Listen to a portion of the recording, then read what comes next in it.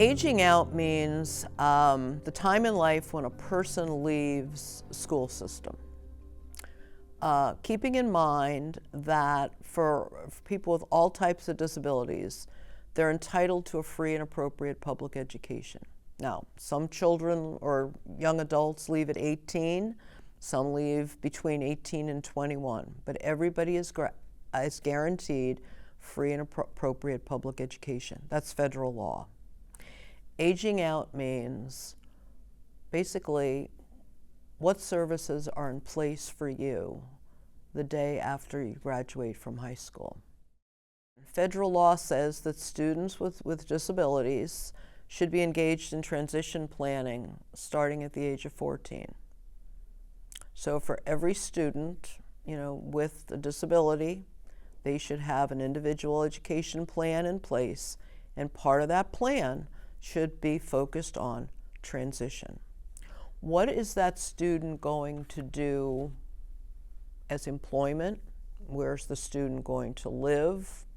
What types of other services, therapeutic type services, behavioral services might the student need the day they graduate from high school? So between the age of 14 until they graduate, what are all of the services that young person should be receiving?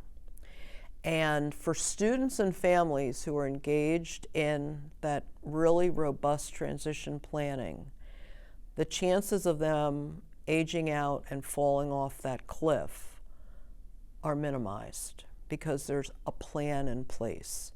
Those students become eligible for adult services.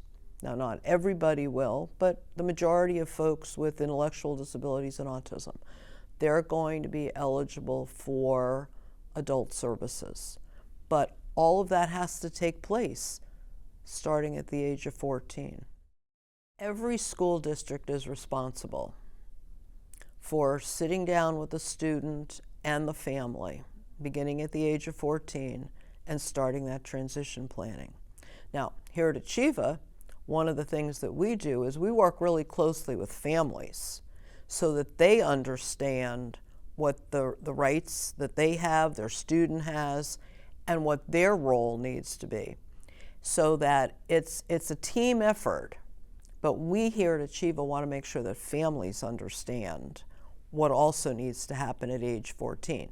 So if that school district is kind of dragging their feet and kind of putting off beginning to plan until maybe 15, 16, 17. We want the family to know, no, you need to go in at the age of 14 and advocate for your student to start that transition planning. They're all things that can happen well before graduation.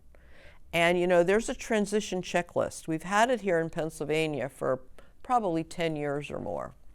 And it's a wonderful document. Starts at the age of 14. These are the things that families, school districts, support coordinators need to do between the ages of 14 and 15, 16 and 17, all the way on to age 21. And we tell families, keep that out. Don't sock it away someplace.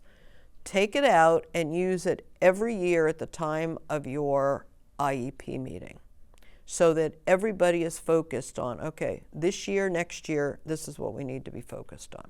If families kept that plan in place, by the time their young person is ready to graduate, again, whether that's 18 or 21, you checked off. It is a transition checklist, meaning you're supposed to check it off when you've accomplished something. If families kept that checklist front and center, they would have taken care of everything they would need so that they're not falling off that cliff. When I think about how the system will work best, the transition system, we have to think about where it will work best. Well, it will work best when people have around them all of the team members that they need. That's kind of the where and the who, right? The when, as I said before, it's got to start at age 14.